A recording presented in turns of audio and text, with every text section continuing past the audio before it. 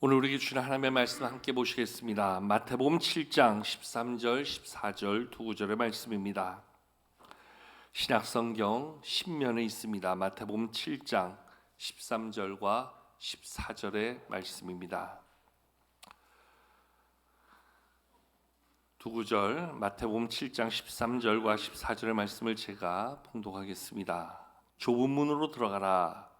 멸망으로 인도하는 문은 크고 그 길이 넓어 그리로 들어가는 자가 많고 생명으로 인도하는 문은 좁고 길이 협착하여 찾는 자가 적음이라. 아멘.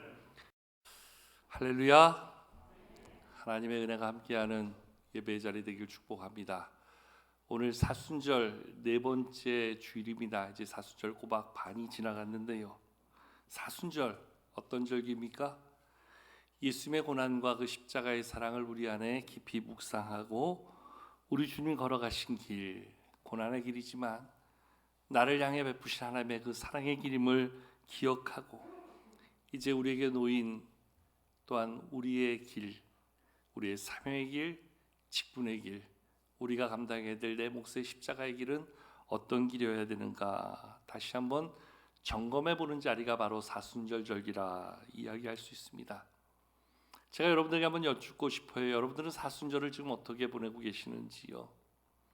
우리 가운데 어떤 분들은 사순절의 의미를 담아서 날마다 말씀과 기도로 자기를 돌아보고 점검하는 분들도 계시겠고, 또 어떤 분들은 그냥 평상시의 모습대로 오늘도 하나님 앞에 나와 예배하면 되지 뭐 이렇게 생각하고, 또 주중에는 그냥 우리의 일상대로 살아가는 그런 분들도 있지 않을까 생각이 되어집니다.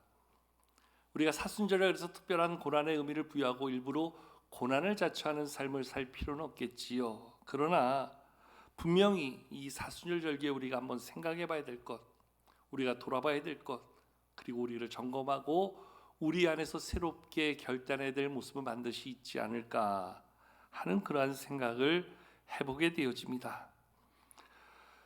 세상 사람들은 뭐 사순절 절기도 모를 뿐더러 그러한 고난의 의미와 상관없이 자기가 원하고 필요한 것 이루며 사는 것에 최고의 삶의 가치를 두겠지만, 적어도 하나님을 믿는 우리들은 이 사순절을 보내면서 나를 위해서 십자가를 지셨던 주님의 그 사랑이 얼마나 우리에게 귀한 것인지, 그 길이 쉽지 않았을 텐데 그 길을 걸어가시며 나에게 베푸신 사랑이 얼마나 귀하고 복된 것이었는지, 그리고 그 십자가의 길, 이제 내가 감당해야 된다면 나는 어떤 모습으로 주님의 그 십자가의 사명을 이루어야 될지 우리 스스로 한번 깊이 고민하고 점검해 볼 필요가 있겠다 생각합니다.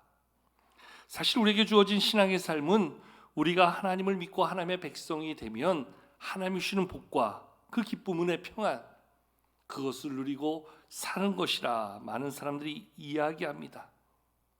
그래서 우리가 예수 믿는 목적, 또한 예배하는 목적, 오늘도 하나님을 바라보고 기대하며 말씀 앞에 우리의 마음을 열고 나아가는 목적은 오늘도 나에게 하나님은 어떠한 복의 말씀을 주실까 기대하고 소망함으로 나오게 되지요. 근데 실제로 오늘 말씀을 보면 말씀의 교훈은 우리가 바라고 기대하는 것과는 전혀 다른 말씀을 우리에게 던져주는 경우들도 있어요. 특별히 오늘 말씀 같은 경우에 특별히 더 그러한 모습을 우리는 바라보게 되어지지요. 우리가 원하는 신앙의 삶, 우리가 기대하는 하나님의 복은 우리가 잘 되고 우리에게 평안과 기쁨과 은혜가 넘치고, 오늘도 하나님 앞에 나와 예배했더니 하나님의 말씀을 들었더니 마치 한 주간 동안 내게 복이 굴러 들어올 것 같은 그러한 기쁨, 그러한 기대를 가지고 예배에서 삶으로 돌아가는 것을 기대하는데, 오늘 우리의 기대하는 전혀 다른 말씀을 우리는 접하게 될 때 상당히 당혹스러운 그런 모습을 가지게 되어지지요. 오늘 말씀 한마디로 이야기하면 너희는 큰 문, 넓은 길로 가지 말고 오늘 좁은 문, 좁은 길로 나아가는 자가 되라, 이렇게 말씀해 주고 있는 거예요. 아니, 하나님 굳이 큰 문이 있고 넓은 길이 있는데 왜 우리로 좁은 문, 좁은 길로 가라 말씀하시는 것입니까? 오늘 말씀은 왜 좁은 길, 그 길이 우리의 길이라 이야기하며 굳이 넓은 길이 있는데 좁은 길로 가라, 큰 문이 있는데 왜 좁은 문으로 들어가라 이렇게 말씀하시는지 도통 이해하기 어려운, 또 받아들이기 어려운 그러한 말씀이 우리 가운데 주어진다는 거지요. 실제로 여러분, 우리가 처음 예수 믿을 때 어떠한 마음을 가지고 예수 믿었습니까? 좁은 길 가려고 예수 믿은 거 아니잖아요. 그지요? 누구나 더 예수님 때문에 형통하고, 예수님 때문에 복을 받고, 예수님 때문에 잘되고, 예수님 때문에 부유하고, 예수님 때문에 말 그대로 누구보다 넉넉하고 행복한 삶 이루기 위하여 예수 믿는 것 아니겠어요? 실제 우리 전도할 때 이렇게 얘기하잖아요. 예수 믿고 복 받으세요. 예수 믿으면 잘 돼요. 예수 믿고 하나님이 주시는 복을 마음껏 누리세요. 우리 그렇게 이야기하잖아요. 근데 여러분, 우리가 알아야 될 것은 예수 믿기 위한 목적이 복 받기 위한 것은 결코 아니라는 거예요. 사실 예수 믿으면 복을 받아요. 예수 믿으면 예수님이 주시는 그 복을 누리게 돼요. 그런데 그 복을 받기 위해서 예수 믿는 것은 아니라는 거지요. 말이 좀 모호하게 들릴 수도 있어요. 복 받기 위해서 예수 믿는 건 아니라는 거예요. 근데 예수 믿으면 복을 받는다는 거예요. 이유가 뭘까요? 그 차이가 뭘까요? 그것을 알 때 우리는 말씀에 부합하는 삶을 이룰 수 있게 되는데요. 처음에 우리는 예수 믿으면 복을 받는다 기대하게 돼요. 실제로 예수 믿으면 복을 받아요. 특별히 우리의 힘으로 얻을 수 없는 구원의 복을 받지요. 우리의 삶에 주시는 하나님의 은혜의 복과 평안의 복과 또한 우리에게 필요한 것들을 채워주시는 일용할 복을 우리는 누리며 살지요. 그 복을 누리게 되어지는데 처음에는 모든 초점이 나에게 맞춰져요. 내가 원하는 것만큼, 내가 바라는 대로, 내가 필요로 할 때, 내가 소원하는 대로 모든 것들이 이루어지는 복을 우리는 구하게 되어지지요. 철저하게 그것이 나에게 초점을 맞추고 나에게 기준하여서 이야기되어지는 복을 우리는 소원하고 소망하게 되어지지요. 그런데 예수를 믿고 말씀을 통해서 하나님을 깨닫게 되고 하나님의 마음을 배워가고 우리의 신앙이 점점 성숙해져 가면 내가 복을 받는 것, 내 삶이 부유해지는 것, 내 삶에 필요한 것이 채워지고 내가 원하는 바를 얻는 것, 그것이 내 삶의 목적이 아니라 우리가 말씀을 통해서 하나님을 배워갈수록 그 모든 것을 통해서 이루어져야 될 초점이 어떻게 하면 하나님의 영광이 될까? 어떻게 하면 하나님께 기쁨을 드릴 수 있을까? 어떻게 하면 이것을 통해서 내가 하나님의 백성답게 살 수 있을까? 삶의 초점이 나에게서 하나님에게로 바뀌어져 가지요. 우리는 이것을 신앙의 성숙이다 이렇게 이야기합니다. 여러분, 교회를 5년 다니고 10년 다녀도 여전히 나 중심의 신앙을 가지고 사는 사람이 있어요. 내가 좋아야 되고, 내가 채워져야 되고, 내가 기뻐야 되고, 내가 만족해야 되고, 이 신앙은 아무리 시간을 오래 담아도 그 신앙은 어린아이의 신앙이 될 수밖에 없는 거예요. 자기 중심의 신앙이 될 수밖에 없는 거예요. 그런데 우리의 신앙이 하나님의 말씀을 배워가면서 참된 믿음을 우리 안에 담아가면서 하나님의 은혜를 경험해가면서 우리의 신앙이 성숙되어지는 거지요. 나만 생각하던 나의 입장이 하나님을 생각하게 되고 하나님을 헤아리게 되고 하나님의 영광, 하나님의 은혜, 주님의 몸된 교회의 유익을 생각할 줄 아는 그러한 깊어지는 신앙 속에서 우리의 신앙이 성장하고 성숙되어지게 되는 것이지요. 거기에서 우리는 이제 하나님이 원하시는 그 하나님의 뜻, 하나님의 영광, 하나님의 목적을 이루기 위해서 내가 어떠한 삶을 살아야 되는가, 내가 어떠한 길을 걸어가야 되는가, 나에게 주신 직분의 길, 나에게 주신 사명의 길, 내게 맡겨진 십자가의 삶을 내가 어떻게 이루어야 되나, 이거를 생각할 줄 아는 신앙으로 점점 성숙되어져 가는 것. 그런 의미에서 우리는 오늘 내 신앙의 초점이 어디를 향하는가, 여전히 나인가, 아니면 이제 그 신앙의 초점이 하나님에게, 교회에게 바뀌어져 갈 때 우리는 거기서 우리의 신앙의 성숙을 가늠할 수 있게 되어지는 것이지요. 오늘 말씀 한마디로 우리에게 성숙한 신앙을 이루기 위하여서 너희가 어떠한 길을 찾아가야 될 것인가? 한마디로 그것을 말씀해 주고 있는데요. 우리 읽었던 본문 말씀을 같이 한번 함께 읽어보실까요? 함께 본 말씀 마태복음 7장 13절 14절 같이 함께 읽겠습니다. 시작. 좁은 문으로 들어가라. 멸망으로 인도하는 문은 크고 그 길이 넓어 그리로 들어가는 자가 많고 생명으로 인도하는 문은 좁고 길이 협착하여 찾는 자가 적음이라. 아멘.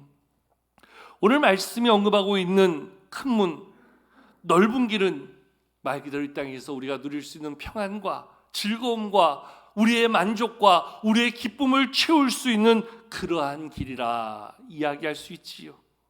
내가 원하는 바, 내가 기뻐할 수 있는 바, 내가 소원하고 내가 채우기를 원했던 바, 그것을 줄 수 있는 길이 마치 큰 문, 넓은 길로 설명되어지고 있지요. 반대로 좁은 문, 좁은 길은 참으로 힘들고 어렵고 어떨 때는 외롭고 정말 누구 하나 선호하지 않는 그러한 길, 고난의 삶이라 이야기할 수 있습니다.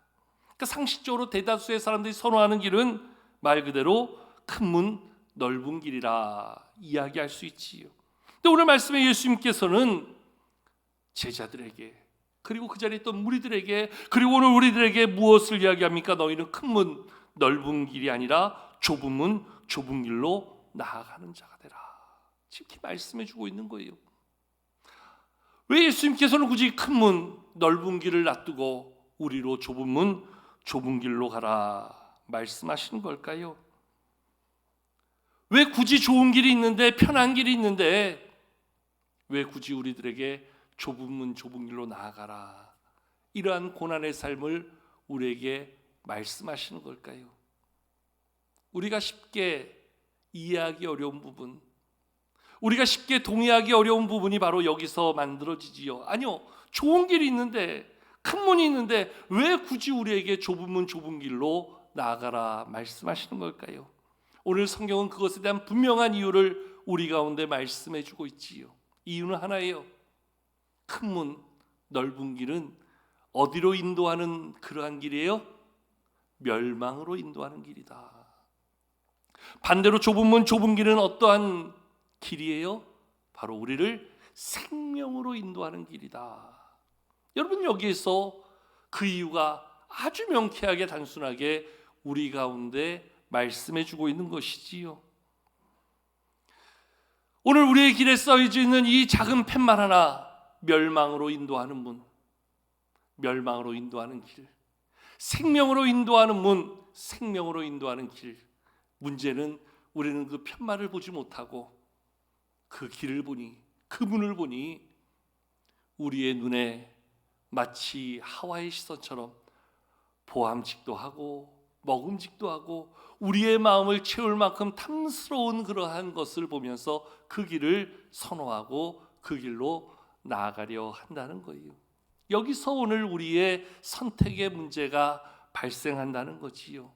세상의 모든 사람들이, 그리고 하나님을 믿는 사람 중에서도 여전히 눈에 보이는 길, 눈에 보이는 환경에 우리의 마음을 두고 우리의 삶과 신앙의 길을 만들어 가려고 그런다는 거예요.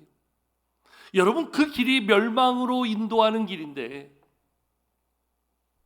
우리가 그 길로 가는 것이 마땅하겠습니까? 아무리 힘들고 어려워도 여기가 생명의 길로 인도하는 길인데 그 길로 가는 걸 주저한다면 우리가 그 길 가는 걸 포기해야 되겠습니까? 가장 쉽게 이야기하면 여러분들의 자녀가 그렇게 살면, 그렇게 걸으면, 그러한 일을 하면 분명히 멸망하는데, 분명히 어려움 만나는데 그것을 잘한다 박수치며 그렇게 허락해 주시겠습니까?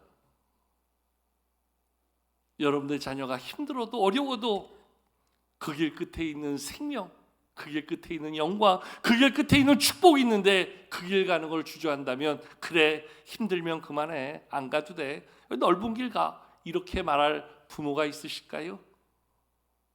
여러분, 모르면 모르겠지만 그 길의 끝을 안다면 결코 그러한 선택을 할 수 없는 것이지요. 이러한 예를 한번 들어 설명해 볼 수 있을 것 같아요. 유리컵 안에 한쪽에는 아주 맑고 선홍색의 오미자차 같은 얼마나 예쁜 우리의 시선을 빼앗을 만한 그러한 주스가 담겨 있고 또 한쪽에는 아주 탁한 뭔지도 모르는 그러한 음료가 담겨 있어요. 그러면 우리는 뭐 10중 8구를 넘어서 100이면 100다 예쁜 모양의 예쁜 색깔의 우리의 시선과 마음을 빼앗을 만한 그러한 주스의 마음을 빼앗기고 그것을 잡으려고 하겠지요. 뭐 모든 사람들의 시선 똑같지 않겠습니까? 그런데 그 밑에 작은 푯말이 하나 붙어 있어요. Red poison. 색깔은 그렇게 예쁜데 우리의 마음을 사로잡을 만큼 예뻐 보이는데 그 밑에 작은 문구로 이렇게 써 있는 거예요. Red poison. 뭐예요? 쥐약을 탔다는 거예요.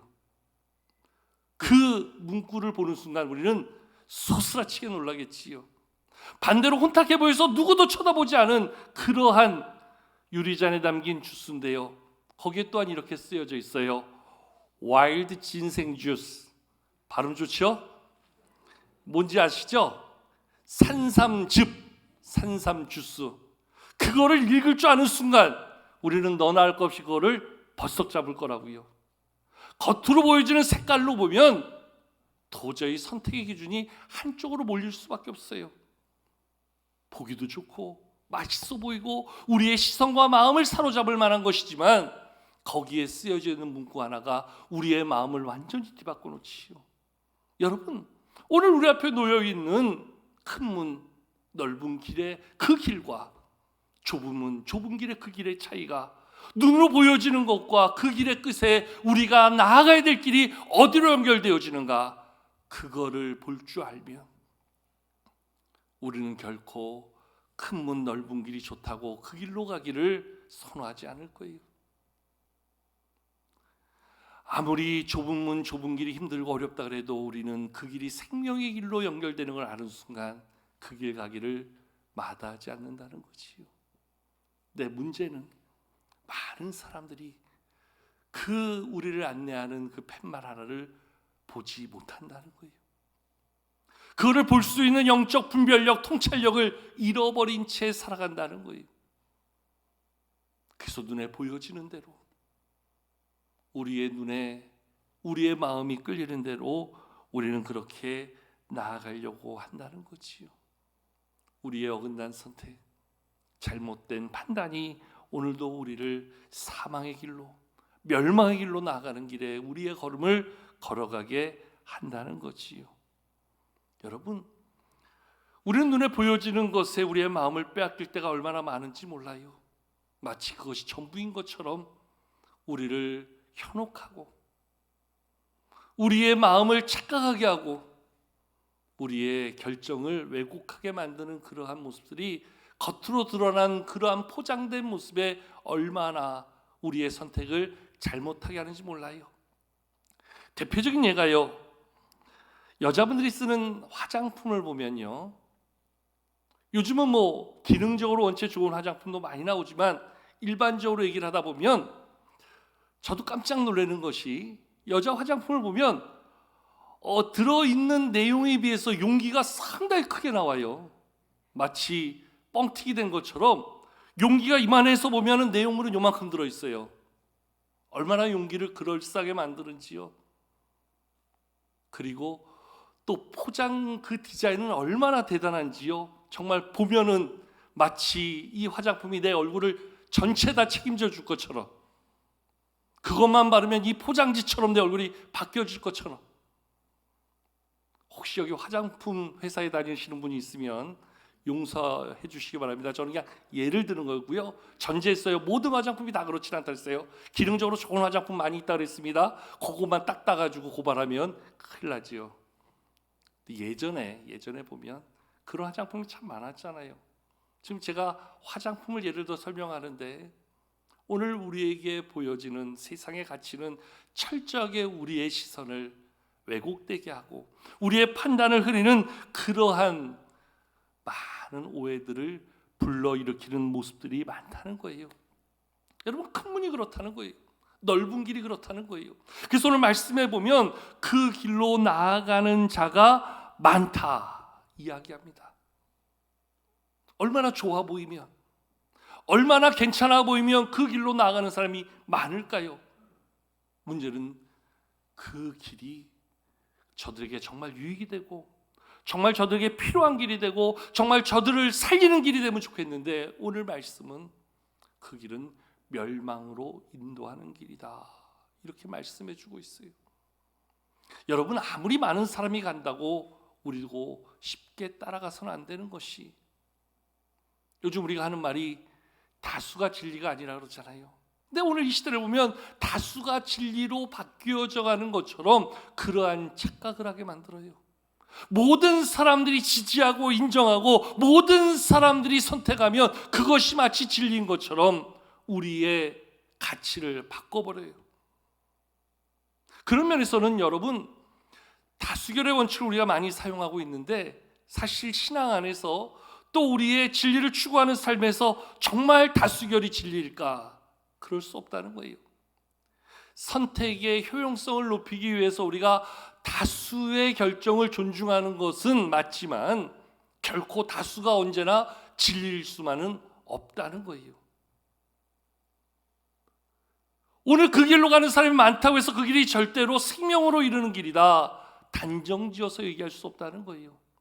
그 길을 안내하는 그 안내 팻말의 문구가 무엇이라 쓰여져 있는가, 이거를 볼 줄 모르면 우리는 그저 남의 뒤 따라가다가 멸망으로 나아가고 큰 문제를 만날 수밖에 없다는 거지요.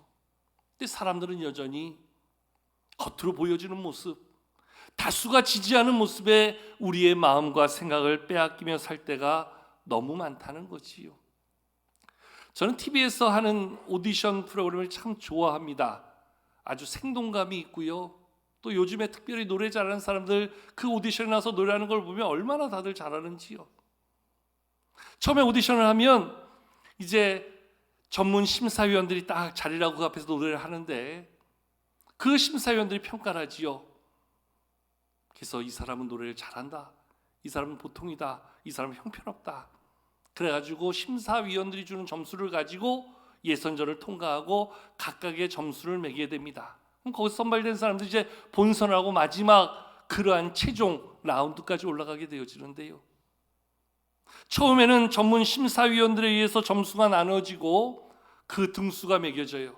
근데 나중에 가보면 이제 전문 심사위원들의 점수 플러스 그 자리에 함께 있는 관객들의 점수 플러스 그리고 많은 시청자의 문자, 지지, 그 점수가 포함되어져서 결정이 되어져요. 그러다 보면 어떤 사람들은 전문 심사위원들이 1등으로 뽑았는데 나중에 관객이나 시청자들의 지지를 못 받아서 등수가 떨어지는 사람이 있고요. 어떤 사람들은 전문 심사위원에게 점수를 조금 받았는데 나중에 많은 관객들과 시청자들의 점수를 대량으로 와서 등수를 뒤집어 엎어서 우승하게 되는 그러한 모습이 간혹 발생하더라고요. 한 번은 그렇게 전문 심사위원들이 처음부터 거의 그 사람을 1등으로 세우고 얘기하는 것처럼 그렇게 심사위원들의 지지를 받으면서 끝까지 잘했어요. 그래서 끝까지 전문 심사위원들의 점수가 월등하게 높게 나왔는데 그만 시청자들의 인기 투표에서 뒤집어졌어요. 그래가지고 결국 1등 할 수 있었던 사람이 1등을 하지 못했어요. 그리고 반대로 심사위원들에게는 점수 적게 받았던 사람이 절대적인 시청자들의 지지를 받고 1등하게 됐어요. 수상소감을 하게 되어지고 또 탈락한 수상하지 못한 그러한 사람들의 또 마지막 그러한 감사의 메시지를 전한 시간에 1등한 사람은 자기를 지지해준 많은 사람들에게 감사의 인사를 하고 1등의 기회를 놓치고 등수에서 밀려난 사람이 인터뷰를 하는데 이런 이야기했던 것이 기억이 납니다. 비록 많은 관객들의 지지를 받지 못해서 제가 1등하지 못했지만 그래도 전문 심사위원들에게 이렇게 많은 칭찬과 점수를 받아서 이분들에게 가장 잘하는 사람으로 인정받은 것에 제가 만족하렵니다. 저는 그 말이 참 크게 들렸어요. 뭐 누가 옳다 누가 틀리다를 이야기하기 앞서서 다수의 사람들에게 인정받는 것 귀하지요. 다수의 사람들이 지지하고 박수 쳐주는 거 중요하지요. 그러나 중요한 것은 제대로 아는 사람, 제대로 평가할 수 있는 사람, 제대로 인정하는 사람이 나를 어떻게 평가해 주고 있는가. 그런 면에서 보면 우리도 마찬가지 아니겠습니까? 우리의 신앙, 우리의 삶, 우리의 믿음의 걸음을 그저 다수가 걸어가는 그 길에 따라간다고 해서 그 길이 진리의 길이 되는 것이 아니고, 다수의 사람들이 우리에게 칭찬하고 격려한다고 해서 그 길이 바른 길이 아니고, 오늘도 나를 보시는 주님이, 누구보다 나를 정확히 하시는 주님이 나에 대해서 어떻게 말씀하실까? 나에 대해서, 나의 오늘도 이 믿음의 행보에 대해서 어떠한 평가를 내려주실까? 거기에 진정한 가치가 있는 것 아니겠는가? 여러분, 오늘 우리가 어떤 길을 나아가야 되나? 어떠한 삶을 살아야 되나? 이것을 분별하지 못하면 겉으로 보여지는 길, 다수가 가는 그 길이 마치 우리에게 좋아 보인다 해서 우리도 그 길 따라가다 보면 그 길의 끝은 멸망으로 인도하는 길이라는 거예요. 그러나 비록 문이 좁고 길이 협착하여 찾는 이가 적은 길이라 할지라도 그 길이 생명으로 인도하는 문, 생명으로 인도하는 길이라는 그 편만 하나를 제대로 읽을 줄 안다면 우리는 모든 것 뒤로 하고 그 길 가는 선택, 그 길 가는 결단이 우리에게 있게 될 줄로 생각되어집니다. 그런 면에서 우리에게 오늘 필요한 것은 바른 영적 분별력이지요. 진리를 헤아릴 줄 아는 영적 통찰력이 우리에게 필요한 것이지요. 왜 오늘도 우리가 하나님의 말씀에 귀 기울이며 왜 오늘도 우리에게 주신 말씀을 통해서 우리의 시선과 마음을 두어야 되는가? 하나님의 말씀을 통해서 믿음의 분별력을 가지지 않으면, 오늘도 우리에게 주시는 말씀을 통해서 영적 통찰력을 얻지 못하면 우리는 그저 우리의 지식과 우리의 경험과 우리의 판단에 의해서 눈에 보이는 것대로 그저 판단하고 선택하는 어리석은 결정을 하기 쉽기 때문이라는 거지요. 특별히 오늘 이 시대는 믿음의 분별력이 점점 희어져가는 그러한 시대라는 거예요. 영적 통찰력이 점점 무뎌져가는 시대라는 거예요. 그래서 우리가 깨어서 말씀을 통해서 하나님의 음성을 듣지 않으면 어느 누구도 우리의 선택 가운데 함부로 그 진리의 선택을 할 수 있는 분별력 얻기가 쉽지 못하다는 거지요. 오늘 말씀을 주목해 보십시오. 생명으로 인도하는 문은 좁고 길이 협착하여 찾는 자가 적음이라 말씀해 주고 있어요. 저는 이 말씀 가운데 특별히 마지막에 언급하고 있는 찾는 자가 적음이라, 이 단어가 얼마나 마음에 크게 와닿는지요. 정말 그 길이 힘들고 어려워서 찾는 자가 없었다면 우리도 할 말이 있는 거예요. 보세요, 하나님, 그 길 가는 사람 아무도 없잖아요. 그 길 간다고 이야기하는 사람 한 명도 없었잖아요. 근데 없는 게 아니라 오늘 말씀 뭐라고 돼 있어요? 적음이라. 제 마음을 울리는 가장 큰 단어가 적음이라. 힘들어도, 어려워도, 때로는 뼈를 깎는 것 같은 고통이 따르고 그 믿음 때문에 내 삶의 자리를 지키는 것이 정말 어려워도 시대마다 그 길을 갔던 사람들이 있다라고 말씀해 주고 있잖아요. 많지는 않았지만, 다수는 아니지만, 모든 이가 그 길로 가진 않았지만 그래도 시대마다 그 길로 가고 어려워도 그 길 포기하지 않았던 사람이 있었다라고 말씀해 주고 있잖아요. 오늘 말씀 한마디로 그 다음에 나아갈 사람이 바로 너가 되어야 되지 않는가? 그 다음에 줄 서는 사람이 우리가 되어야 되지 않는가? 그 다음에 그 길 걸어가야 될 자가 바로 이 교회이어야 되지 않는가? 오늘 우리 주님이 저와 여러분에게 말씀하신다면 오늘 우리는 어떻게 반응하고 어떠한 선택을 해야 할까요?